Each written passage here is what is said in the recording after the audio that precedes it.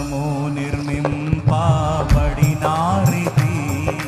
మంటి వారామని ప్రభు ఎరుగును.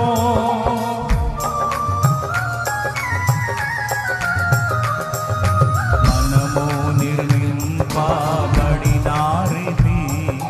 మంటి వారామని ప్రభు ఎరుగును. గడ్డి పువ్వు వలెనున్నది మన బ్రతుకు, గాలి వీచగాది ఎగిరిపోవును.